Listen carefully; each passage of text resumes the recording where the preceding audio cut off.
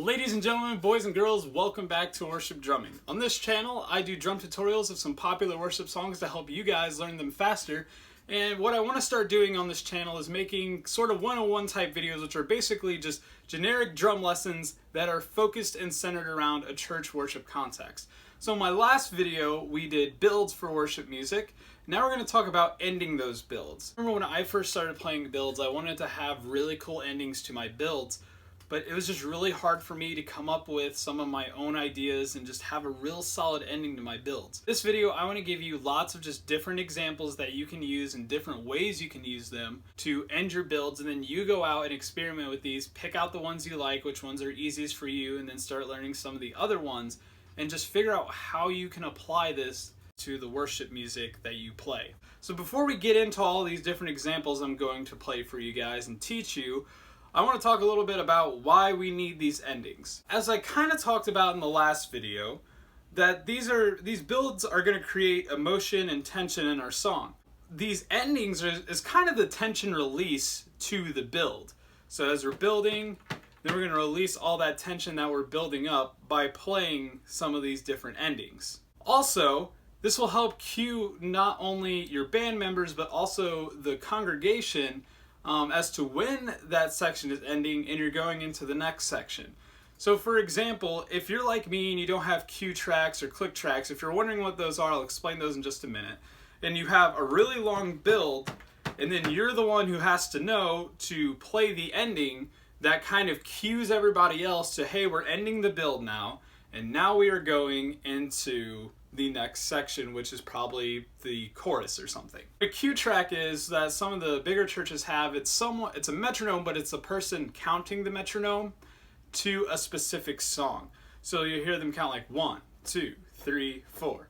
But then whenever they have different transitions, so maybe they're in the verse and they're going to the chorus, the bar before the chorus, it will count chorus 2, 3, 4 to let everyone know who's listening to the cue track where they're going next.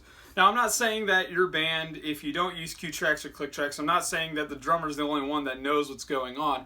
I'm sure your other band members know what's going on, but sometimes they could possibly get lost. Sometimes they could think maybe there's one more bar. And so just being able to play these will help everyone know exactly where to go. And let me give you one more example. I know I'm kind of talking a lot. Let me give you one more example of why these are important. So I go to a church camp and I usually play the drums for them. I played for them the past 2 years.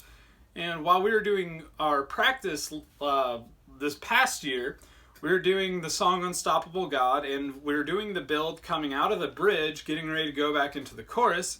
And we're all kind of building and everyone's just kind of like, we're all kind of looking at each other like waiting to like know when we're going to end it.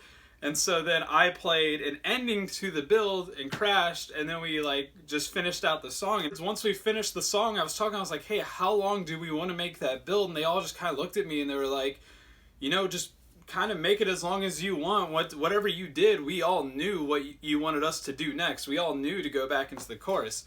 So if you're kind of playing with some new people that you've never played with before and no one wants to make an executive decision, then you can be the one with some of these endings. I've talked enough. Let's go ahead and get into some of these examples. I'm going to go ahead and raise the camera, pat it out on the drums, and then I'll turn the drums on. So this first ending that we're going to play is going to be the easiest ending that we're going to do throughout this entire thing. I'm going to try to kind of go real basic beginner and eventually get it up to sort of more intermediate, maybe even possibly advanced. So the first one we're going to do is just going to be half a bar long. So this is from beat 3 to where you're crashing back in on beat 1. Real quick, for all these builds, I'm going to play pretty much the same, just 8th note build between the ride, snare, and kick. I'm just going to play an 8th note build, and then I'll do the ending to it, and because I know that these are going to be sort of short, whenever I go to do the playing example, I will do it maybe 2 or 3 times in the example. The first one is we're going to play nothing.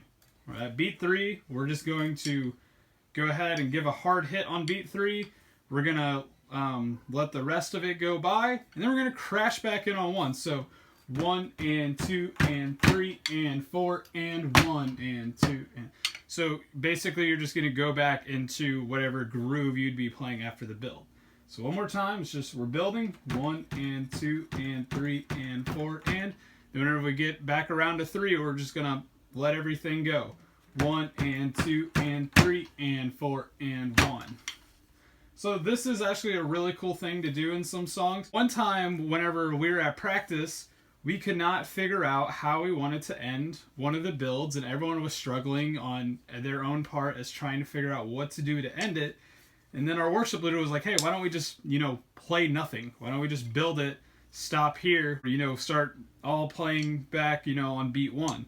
So that's what we did, and it actually worked out really well. We do this in a few of our songs. So I'm going to go ahead and show you what it's going to sound like.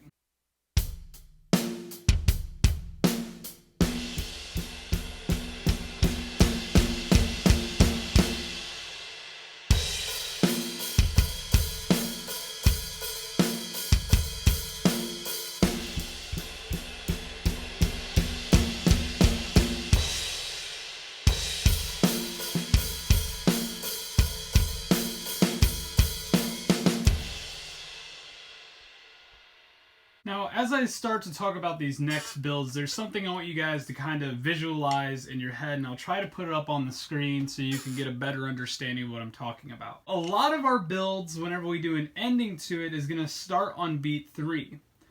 And if you're playing eighth notes, then you have 3 and 4 and then you crash back in on beat 1. So that's 4 beats you have before you're going back into the next bar.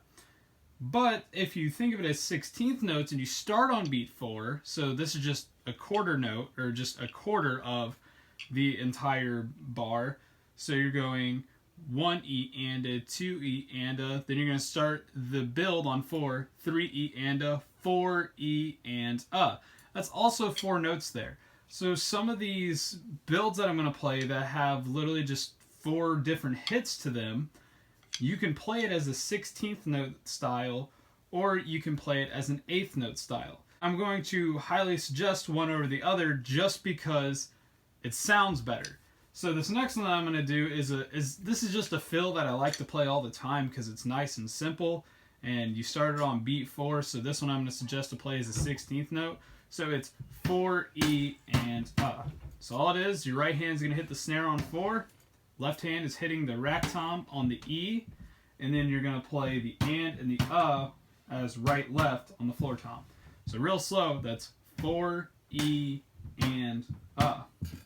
And this is going to be a little bit of a faster build to have this nice ending. 1 and 2 and 3 and 4 and 1 and 2 and 3 and 40 and 1. These builds that I'm going to do here will kind of alternate between sort of maybe an 8th note or 16th note.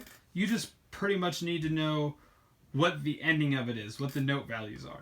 So this one I'm going to play as the beat of 4 is how I'm going to suggest you play this next one.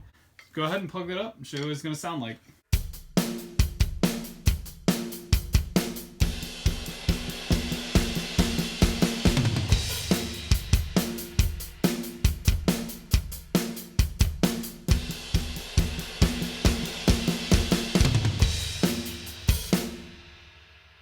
I said earlier, this brings up an important thing I just thought of, is playing these builds in the correct context. So you can study and learn all these builds, but you need to be able to play them in the correct context. So that build right there, that ending right there, is going to be more for a faster paced build and wouldn't really sound very good if you did that on a slower paced build. So that's why I played a groove that was faster and a build that was faster. So some of these will kind of work for whatever situation you're doing, and some of these will only work if you're doing, I'm not going to say they'll only work, but they'll sound a lot better if you're playing a faster or slower tempo song. So moving on to the next one, I love doing this one. This is the one that I played at the end of that Unstoppable God little story I was talking about earlier, and I just love doing it. And so it's going to be on the beat of 3 is when you're going to start this. So you're going to give a flam on your snare drum on beat 3. Let's go ahead and talk about what a flam is real quick for anyone who doesn't know. Your right hand is going to lead, or your dominant hand, is going to lead into the drum, followed quickly by your left hand. So it's basically a primary note and a secondary note. And the secondary note isn't going to be as loud though. So instead of you playing together, it's going to be a little offset. So instead of this, it's going to be. So it's a little offset and gives it a real nice sound. So you're going to play a flam on 3, and then you're going to play, this is for eighth notes, so flam on 3, and then you're going to play and 4 ands. So your hands are just playing together on your rack tom and floor tom to play and 4 and. So 1 and 2 and 3 and 4 and 1 and 2 and 3 and 4 and 1. One more time. So that's just 3 and 4 and 1. Let's go ahead, plug it up, and see what this is going to sound like.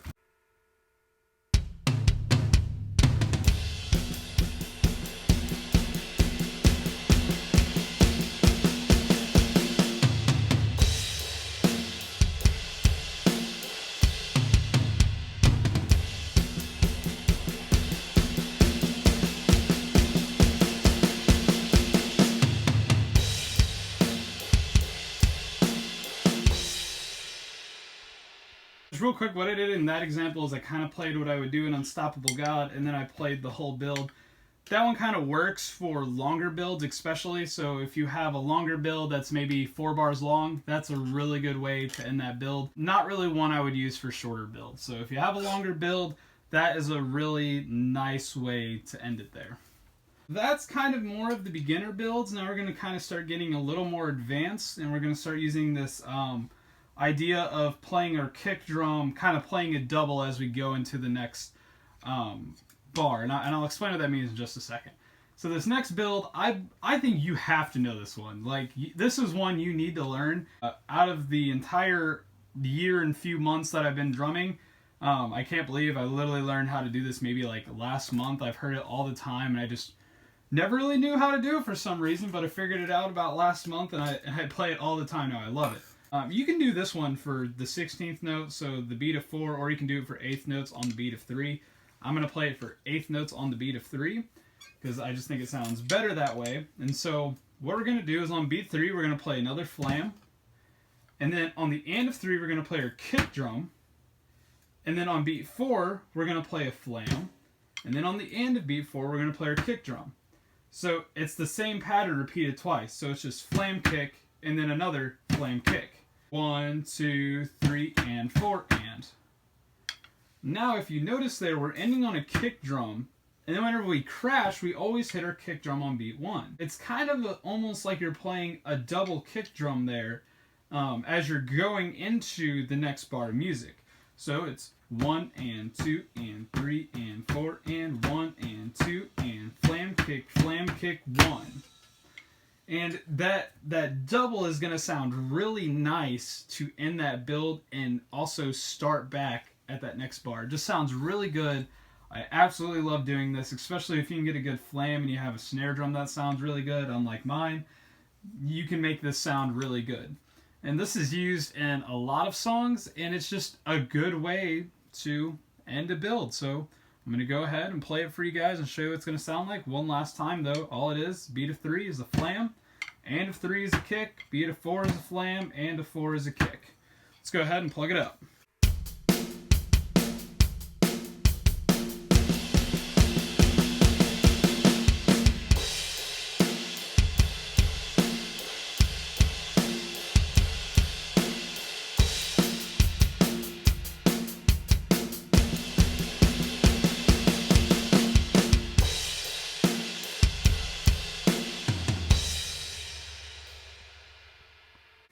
Now, what I want to briefly mention that I kind of did in that last one was I was playing full time in the verse, and then, if I were playing, we can consider that a verse groove. Then I did the build, the ending, then I went to halftime. Well, certain endings to your builds are going to help you go into either halftime or full time grooves. Really, what you're doing with these endings here, because I can't go over every specific situation that you're in where you're playing a build and showing you how to use these different ones. I can just give you suggestions and ideas as to when to use them. But like I was saying, these different endings, you need to kind of experiment with them. And the more you experiment with them, the more you'll kind of learn and get a better understanding of when to use them. Because kind of talking about going to halftime and full time, what endings to use, It's kind of some theory related stuff that I don't even know and that I'm not going to try to explain to you guys in this sort of beginner kind of video. Get a feel for where you're going to use these at in your music. Moving on to the next one, we have pretty much the same thing, but we're going to switch some of the voicings around a little bit. It's still going to be our eighth notes. We're still going to start on beat 3. And this one works well if you're going to do eighth notes or 16th notes, really. It just kind of depends on how fast you're playing. You're going to start on beat 3, and you're going to play a flam, just like we did before. So you're going to play a flam on beat 3, and then we're going to play the and of 3 in beat 4 we're going to play on the floor tom. So 3 and 4, and then we're going to play the and of 4 on the kick drum. So 3 and 4 and then we crash back on 1, and that's where we get sort of that double kick thing we just did a moment ago. So it's 3 and 4 and 1. Now, like I said, if you're playing faster, you can kind of get this to work if you want to do 16th notes. So that would be the flam is on 4, the E and the is on the floor tom, or I'm sorry, the E and the and is on the floor tom, the is on the kick drum. So 4, E, and 1. Now, not playing your hands on that last 16th note or 8th note, however you want to play it, is going to allow you to get your hands ready during that kick drum to crash on 1 with your kick drum. I hope that made sense. Let's go ahead and plug this up and I'll show you what it's going to sound like.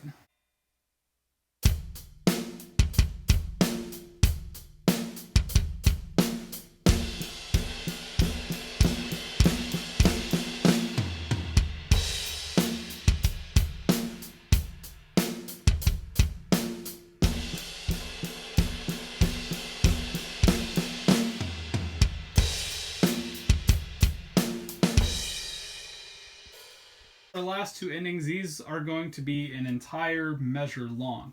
And you're generally going to play these at the end of longer builds. You're not going to necessarily play just one bar of build and then play the ending to the build. And it just wouldn't really work that well. I mean, now don't get me wrong, it probably does work in certain songs and you probably can use these, but generally you're going to play these at the end of a longer build. First one I'm going to do, I can play on my 4-piece kit here. The next one is more meant to be played on a 5-piece kit, but I'll kind of show you how you can do it around a 4-piece kit while explaining how to do it on a 5-piece kit as well. First one I'm going to show you is going to be a little complicated if we try to count it all out beat by beat. I think it's a lot simpler if you just kind of look at it as a whole. So all we're doing is alternating right-left this entire time. So it's just right, left, right, left, right, left, right, left, right, left, right, left, right, left. That's all we're doing for these next two is actually just a right-left pattern. So you're basically going to make 2 circles around the kit just playing right-left on every drum. We're going to do 2 circles just playing right-left on each drum, but whenever we come back to our snare drum for the final time, we're going to play 2 right-left, so basically 4 notes going 4, E, and So without counting and just doing our right-lefts and doing 2 circles, I'll count it out in just a minute. This is what it's going to be. Right, left, right, left, right, left, right, left, right, left, right, left, right, left, right, left. So if we count that out, we just have 1 E and 2 E and 3 E and 4 E and Simple. Let's just do it one more time. Like I said, it's easier to think of it as a whole than rather thinking, okay, so beat 1 is 1 E and then beat 2 is this. It's easier to kind of think about this one as an entire whole. You're just doing 2 circles around the kit pretty much. So 1 E and 2 E and 3 E and 4 E and Pretty simple. Let's go ahead and plug it up and I'll show you what it's going to sound like.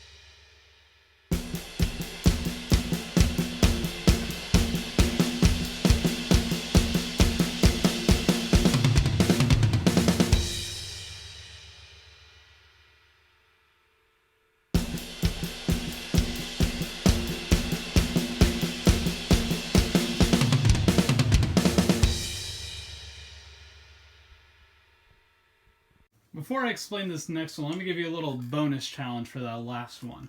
Try to play your kick drum on all the quarter notes while you're playing that other one that I just showed you. It gets a little more intermediate / advanced, but just go ahead and try to do it if you feel that one's pretty easy for you. So the next thing we're going to do is, like I said, this would usually take a 5-piece kit. I'll kind of just use my ride cymbal right now as if it were my extra tom, but I will explain how we can do it as well on a 4-piece kit. So this fill is pretty simple, and the way I kind of like to think about everything is the snare drum is the home base for my hands. And I'll explain that in just a minute. So all we're going to do is we're going to play 2 hits on our snare, 2 hits on a tom, 2 hits on our snare, 2 hits on a tom, 2 hits on our snare, 2 hits on a tom, and we're going to end with 4 hits on the snare. So if we count this out, it's 1 E and a. So the first beat is just between these 2 drums. So 1 E and a. The next beat is going to be between these 2 drums. 1 E and a, 2 E and a. The third beat's going to be between these 2 drums. 1 E and a, 2 E and a, 3 E and a. And then since we don't have another tom to go back and forth between, we're just going to play 4 E and a on the snare drum. So what I was saying about your hands being kind of home base is this is where they're going to start. They're going to go out, then come back. They're going to go out, then come back. They're going to go out, then come back for 4 hits on their last time around. So 1 E and a, 2 E and a, 3 E and a, 4 E and a. Now, if you just have a 4-piece kit like me, instead of going to that mid tom, you're just going to go right back to the rack tom. So it's 1 E and a, 2 E and a, 3 E and a, 4 E and a. One more time. 1 E and a, 2 E and a, 3 E and a, 4 E and a. So that's basically all it is. Let's go ahead, plug this up, show you what it's going to sound like, then we'll end this video.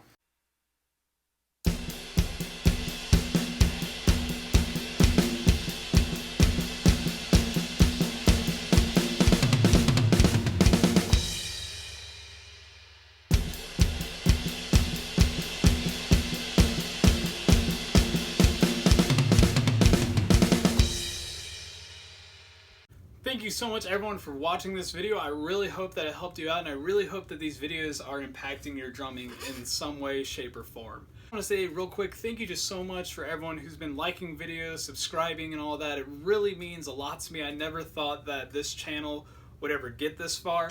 I'm sorry for the lack of content that's coming out on this channel. I've just been really busy a lot lately, and I've only really had time to make about 1 video a month. Next video that I'll be doing, a lot of people were saying that they want some more tutorials and they don't want me to stop doing tutorials. So the next tutorial that I'm doing, which is the next video I'm making, will be Who You Say I Am by Hillsong. Sorry I haven't made a tutorial for this song yet, and I know this is a really popular song getting incorporated to a lot of churches, so I will be making a tutorial soon on how to play that song. And before I get off here, subscribe below if you're interested in more content like you saw in the video today. Leave a thumbs up if you learned something new. Leave a comment below of any questions or suggestions that you have for the channel. And real quick before I get off here, someone left a comment of one of my videos. They're asking about my drumsticks. They wanted to know what happened to my drumsticks. These are actually made like this. These are I'll try to kind of show you, might not be the best, but these are ProMark drumsticks. They're size 5A. I got these for Christmas or my birthday, one of the two.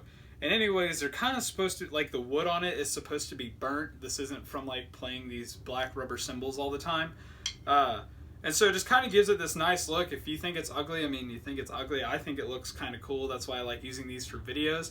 I don't usually use these for playing live a whole bunch of the time, but I really like using these for videos.